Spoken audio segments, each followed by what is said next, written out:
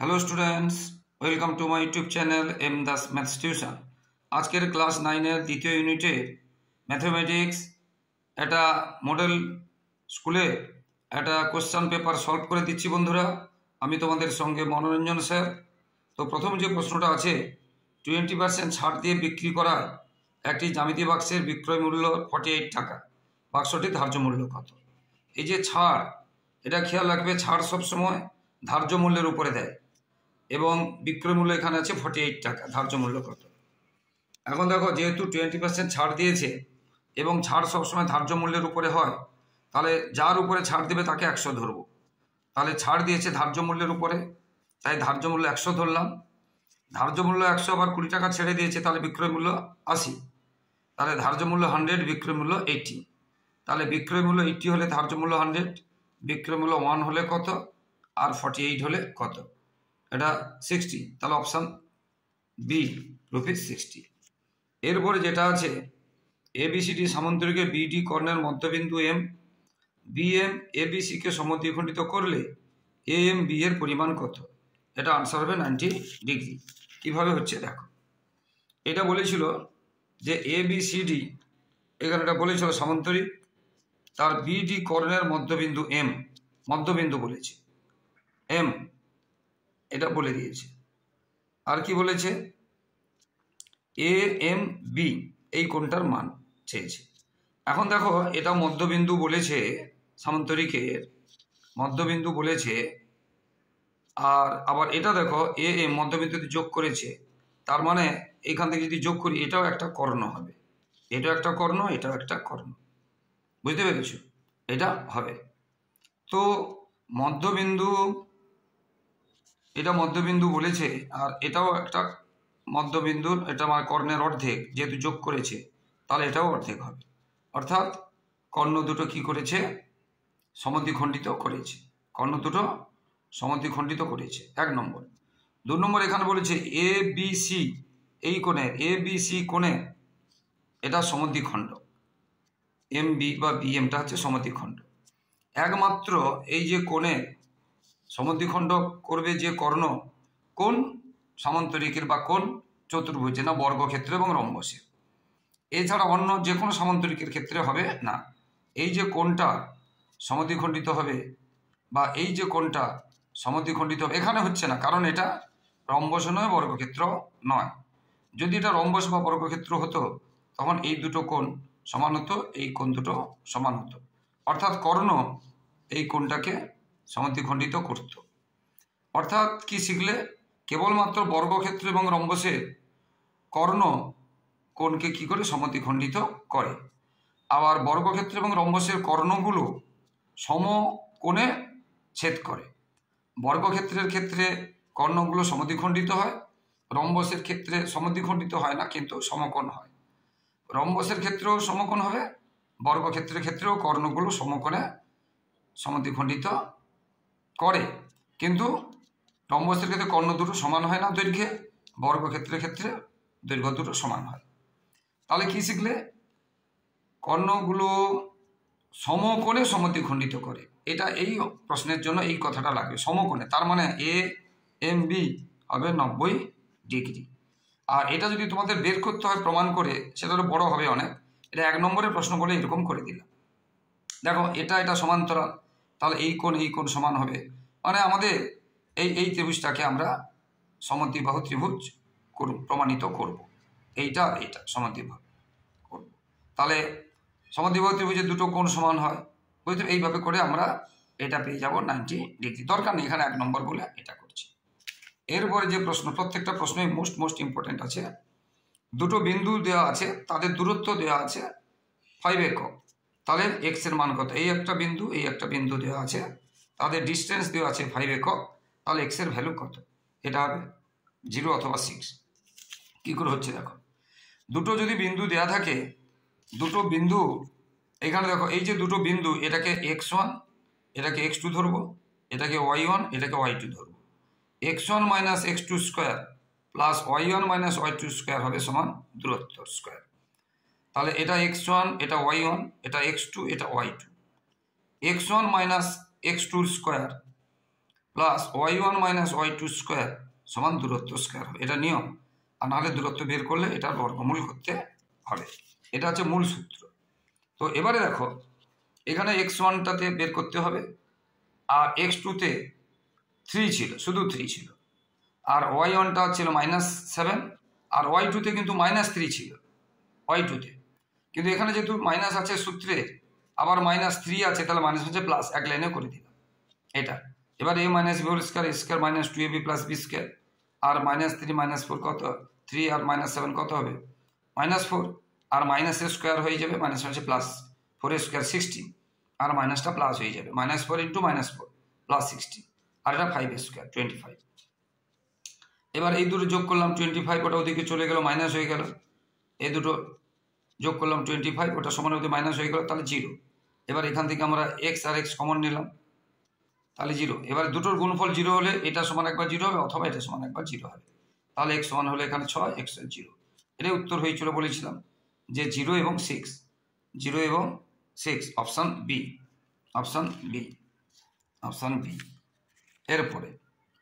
এরপরে 3-এর দাগেরটাতে হলো, 4-এরটাতে আছে একটি সমবাহু ত্রিভুজের প্রতিটি বাহুর দৈর্ঘ্য আছে 4 সেমি, ত্রিভুজের উচ্চতা কত? এটা শুধু সূত্রটা বসিয়ে দিলে হবে। ত্রিভুজের সমবাহু ত্রিভুজের উচ্চতা সূত্র, বাহু দেওয়া আছে 4 সেমি, উচ্চতা সূত্র কি? সমবাহু ত্রিভুজের উচ্চতা সূত্র বাহু ইন্টু √3/2, বাহু ইন্টু √3/2, 2টা লেখা হয়েছিল না। উচ্চতা সূত্র কি? বাহু ইন্টু √3/2, তাহলে এখানে বাহুটা কত ছিল? 4, কত ছিল? 4, বুঝতে পেরেছ? তাহলে √3/2 দিয়ে দিলাম, 4-এর সঙ্গে 2 কেটে গেল, তাহলে 2√3, অর্থাৎ অপশান ডি, অপশান ডি। আর ক্ষেত্রফলের সূত্রটা এখানে জেনে রাখো, এটা উচ্চতা চেয়েছে, তোমাদের পরীক্ষায় ক্ষেত্রফল চাইতে পারে, বুঝতে পেরেছ? ক্ষেত্রফলটা কি হবে? এখানে হবে √3/4 হবে, আর বাহু কি হবে? স্কোয়ার হবে, এটা মনে রাখবে, বুঝতে পেরেছ? ক্ষেত্রফলের সূত্র এখানে 4 হবে, আর এখানে স্কোয়ার হবে ক্ষেত্রফল, বুঝতে পেরেছ? অর্থাৎ বাহু মানে √3/4 ইন্টু বাহু স্কোয়ার, এটা 4 হবে ক্ষেত্রফল, উচ্চতা √3/2 ইন্টু বাহু, উচ্চতা √3/2 ইন্টু বাহু, বুঝতে পেরেছ? আর ক্ষেত্রফলে √3/4 ইন্টু বাহু স্কোয়ার, এটা মনে রাখবে। এরপরে যে প্রশ্নটা আছে, পরের পৃষ্ঠায় যাচ্ছি। বিক্রয় মূল্যের উপর 20% লাভ, বিক্রয় মূল্যের উপর, তাহলে ক্রয় মূল্যর উপর শতকরা লাভ কত? Most important. যার উপরে বলবে, আমি আগেও প্রশ্নটা বলেছিলাম, যার উপরে বলবে তাকে 100 ধরবো। বিক্রয় মূল্যের উপর 20% লাভ, তাহলে আমরা কি করব? বিক্রয় মূল্যকে 100 ধরবো, বুঝতে পেরেছি? যার উপরে বলবে বিক্রয় মূল্যের উপর 20% লাভ বলেছে, তাহলে বিক্রয় মূল্য 100 ধরলাম। বিক্রয় মূল্য যদি 100 হয় এবং 20% লাভ বলেছে বিক্রয় মূল্যের উপর, তাহলে 100 টাকায় লাভ হয়েছে 20 টাকা, তাহলে ক্রয় মূল্য কত হবে? 80 টাকা। বিক্রয় মূল্য 100 ধরেছি, 20% মানে 100, লাভ 20, তাহলে ক্রয় মূল্য কত? লাভ তো 20 টাকা কমিয়ে দিলাম, তাহলে সেটাই হবে 80 টাকা, এটা হবে ক্রয় মূল্য। তাহলে ক্রয় মূল্যের উপর লাভ চেয়েছে, ক্রয় মূল্য 80 টাকা, লাভ কত? 20 টাকা, আর বিক্রয় মূল্য 100 টাকা, লাভও 20 টাকা, কমিয়ে দিলাম, ক্রয় মূল্য পেলাম 80 টাকা। তাহলে ক্রয় মূল্য 80 টাকা, লাভ হয়েছে 20 টাকা, ক্রয় মূল্য 1 টাকা, লাভ কত? ক্রয় মূল্য 100 টাকা, লাভ কত? কি নিয়মে তোমরা কাটাকাটি করে উত্তরটা পেয়ে যাবে, বুঝতে পেরেছো?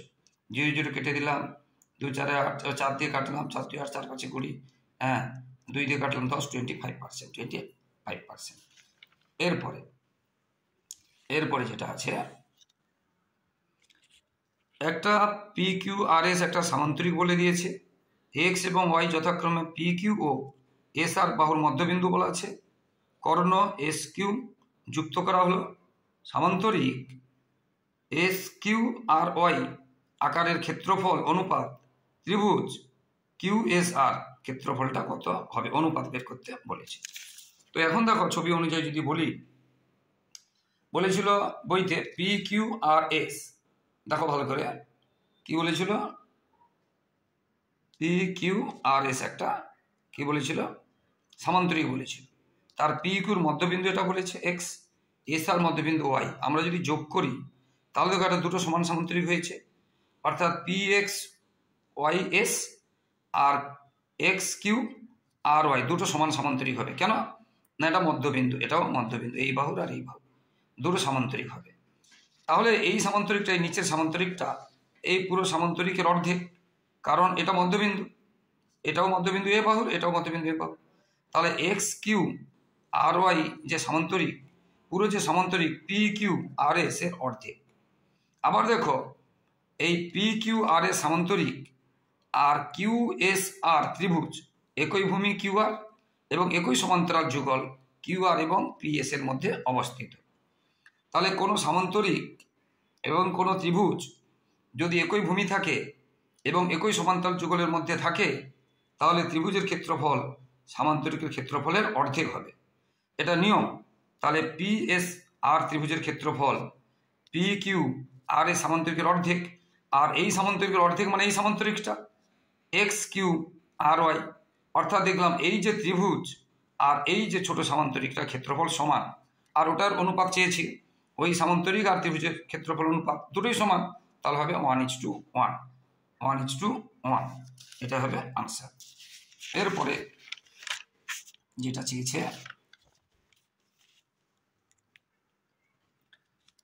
এটা একদম সহজ আছে। ওয়াই অক্ষের বিপরীত দিকে দুটি বিন্দুর স্থানাঙ্ক লেখো যাদের দূরত্ব ওয়াই অক্ষ থেকে সমান্তরবর্তী। ওয়াই অক্ষের বিপরীত দিকে, এটাকে আমরা যেন ওয়াই অক্ষ, এটাকে এক্স অক্ষ, এর বিপরীত দিকে বিন্দু দুটো যেন ওয়াই অক্ষ থেকে সমান্তরাল, মানে এখান থেকে এটা যত দূরে, এখান থেকে এটা তত দূরে। এদিকে যাওয়া মানে কি এক্স, এদিকে যাওয়া মানে এক্স, এটা তত দূরে। তাহলে আমরা এটাও যত ধরবো, এক্স যত ধরবো এদিকেও তত ধরবো, অর্থাৎ এটা প্লাস এটা মাইনাস, অর্থাৎ এখানে 3 ধরলে এটা হবে -3, আর এটা যতটা নামবো এটা ততটা নামবো। আমি 3 দিয়েছি, 3 দিয়েছি, এটা তুমি কেউ 5 দিতে পারো, 4 দিতে পারো, 7 দিতে পারো। এখানে যত ধরবে এখানে তত ধরবে, আর এখানে যত ধরবে এখানে তত ধরবে। এখানে 3 ধরেছি, এখানে 3 ধরবে এটা, কিন্তু এখানে যে 3 ধরছি মানে এখানে 3 ধরে, তাহলে এখানে আমি 5 ধরতে পারি, 7 ধরতে পারি, 8 ধরতে পারি, কিন্তু এখানে 8 ধরলে এখানে 8 ধরবে, এখানে 7 ধরলে এখানে 7 ধরবে, আর এখানে 3 ধরলে এখানে 3 ধরবে, নিচে যদি হয়। আর উপরে হলো ধরো এটা 4 একক দূরে এদিক থেকে, তাহলে এটাও 4 একক, তাহলে এটা 4, এটা -4। আর উপর দিকে ধরলাম 5 একক, তাহলে উপরে এটা 5, এটা 5। বুঝতে পেরেছো? তাহলে আনসার হবে এটা এটা অথবা এটা এটা, সেটা আনসার লিখেছি। তাহলে আনসার কি হবে? এটা এটা, বা আগেও এটা লিখতে পারো, আগে এটা তারপরে এটা, আগে এটা তারপরে এটা, পরেও লিখতে পারো, এইভাবে আনসার। আগে এটাও লিখতে পারো, এটাও লিখতে পারো, অথবা আগে এটা লিখতে পারো, এটা লিখতে পারো, হয়ে গেল। ভীষণ ইম্পর্টেন্ট কয়েকটা অঙ্ক আছে বন্ধুরা, যেমন এই 4টা মোস্ট ইম্পর্টেন্ট। একটি অর্ধবৃত্তের পরিসীমা দেওয়া আছে 36 সেমি, অর্ধবৃত্তের ব্যাসের দৈর্ঘ্য চেয়েছে, ব্যাস খেয়াল রাখবে কিন্তু, ব্যাস চেয়েছে, ব্যাস চেয়েছে। তো এই দেখো অর্ধবৃত্তের পরিসীমা, পুরো বৃত্তের পরিসীমা হয় 2πr, এইখান থেকে এটা পুরোটা হলে 2πr হতো। বুঝতে পেরেছো? একদম এখান থেকে পুরোটা হলে 2πr হতো। তাহলে শুধু এই অর্ধেকটা কত?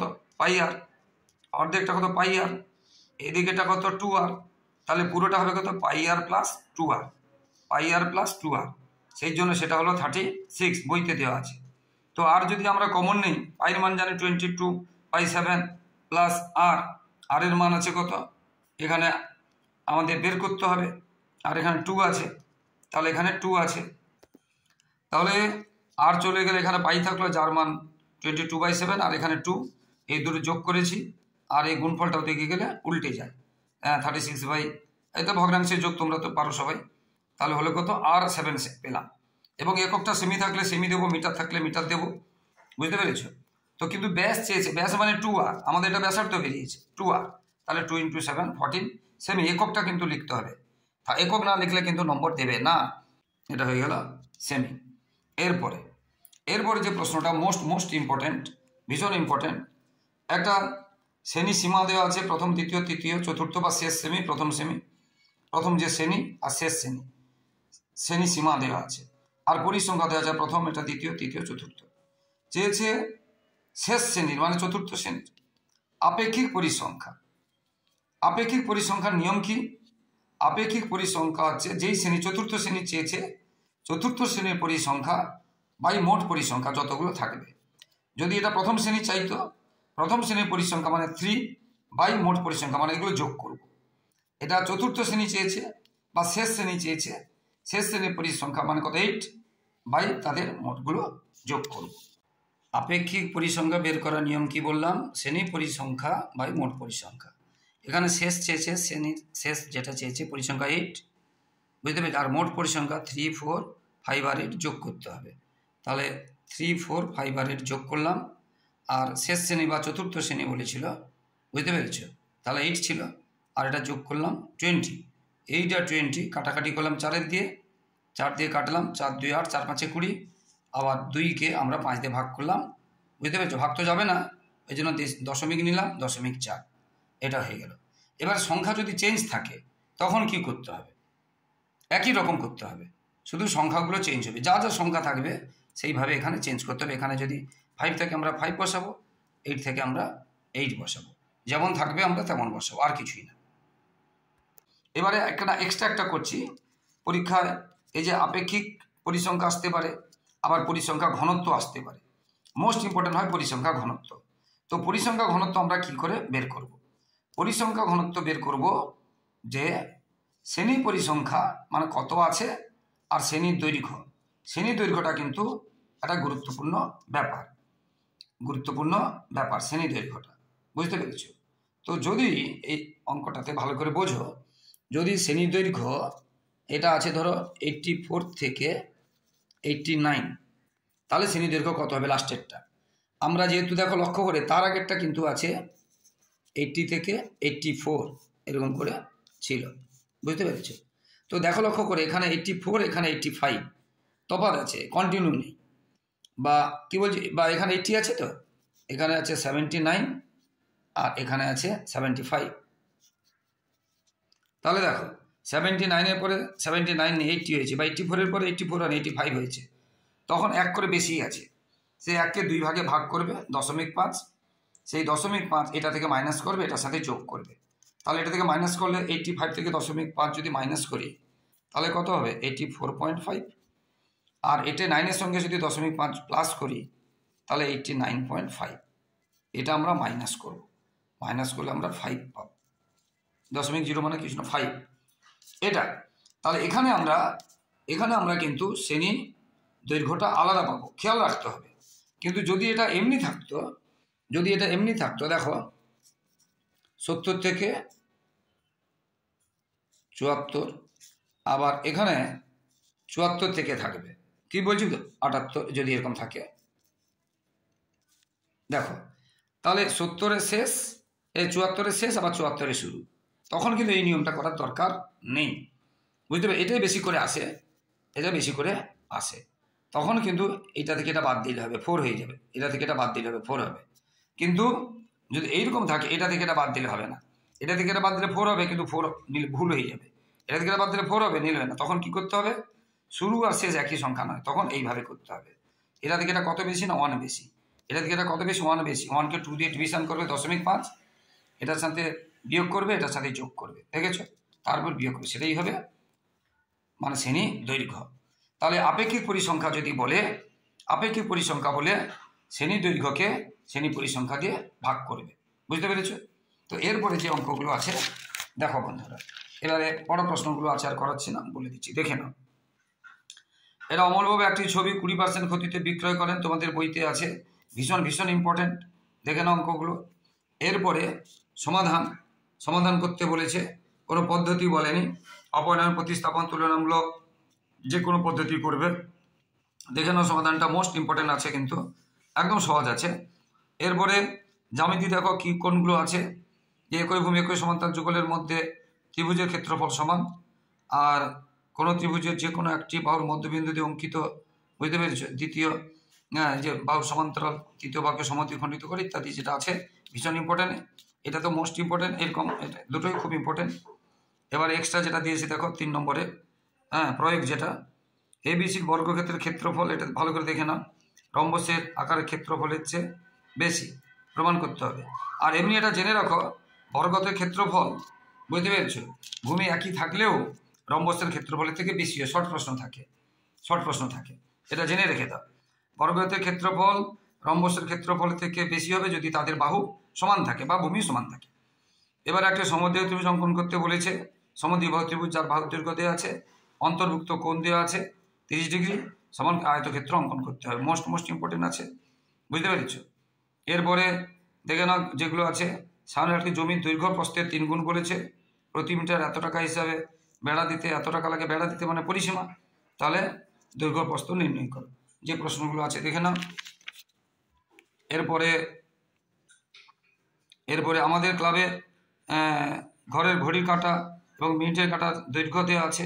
প্রতিদিন মানে একদিনে প্রতিটি কাঁটা কত পথ অতিক্রম, একদিন মানে 24 ঘন্টা ধরবে, আর 12 ঘন্টা এক পাক, মানে পরিসীমা যত বেরোবে পরিধি তাকে 2 দিয়ে গুণ করবে, পরিধিকে 2 দিয়ে গুণ করবে। এটা একটা কাঁটা মানে এটা একটা কাঁটার মানে একটা বৃত্তের ব্যাসার্ধ, এইটা একটা কাঁটা মানে এটা একটা বৃত্তের ব্যাসার্ধ। তোমাদের বইতে এই অঙ্ক আছে, সংখ্যা চেঞ্জ থাকতে পারে, বইতে এই অঙ্ক আছে। তারপরে একটু আগে দেখো যেটা বললাম, এটা এই একটা দেখো এখানে আয়ত লেখ তৈরি করতে বলেছে, আয়ত লেখ। এখানে কিন্তু 50-তে শেষ, 50-তে শুরু, 100-এ শেষ, 100 আয়ত লেখ তৈরি করতে বলেছে। তো এই অঙ্কগুলো মোস্ট ইম্পর্টেন্ট আছে বন্ধুরা। তো যারা আমার ইউটিউব চ্যানেলটি দেখছো সকলকে অসংখ্য ধন্যবাদ। আর যারা আমার চ্যানেলে নতুন, প্লিজ চ্যানেলটিকে সাবস্ক্রাইব ও শেয়ার করে একটু সাপোর্ট করো বন্ধুরা। তোমাদের জন্য লাগাতার পরিশ্রম করছি, তাই তোমাদের কাছ থেকে শুধু এইটুকু সহযোগিতা, ভালোবাসা আশা করছি বন্ধুরা। সবাই ভালো থাকো, ইউটিউব চ্যানেলটি ফলো করতে থাকো। দ্বিতীয় ইউনিটের এরকম আরও কিছু প্রশ্ন উত্তর করে দেওয়া আছে এবং দ্বিতীয় ইউনিটে সাজেশনও দেওয়া আছে উত্তর সহ, তাই তোমরা দেখো। শুধু 9 নয়, আর শুধু অঙ্ক নয়, তোমাদের অঙ্ক আছে, জীবনজ্ঞান ভৌতিকজ্ঞান আছে, ক্লাস 9 নয়, 9, 10, 5, 6 সব ক্লাস আছে, এবং মাধ্যমিকের টেস্ট পেপার আছে 2024-25 সমস্ত সালের টেস্ট পেপার, এবিটি এবং পর্ষদ সমস্ত টেস্ট পেপারের সমাধান উত্তর করে দেওয়া আছে। শুধু ছোট প্রশ্ন নয়, বড় প্রশ্নের উত্তর করা আছে, শুধু অঙ্ক নয়, লাইফ সায়েন্স ফিজিক্স সবই করা আছে বন্ধুরা। সবাই ভালো থাকো, সবার ভবিষ্যৎ ভালো হোক। জয় হিন্দ, বন্দে মাতরম।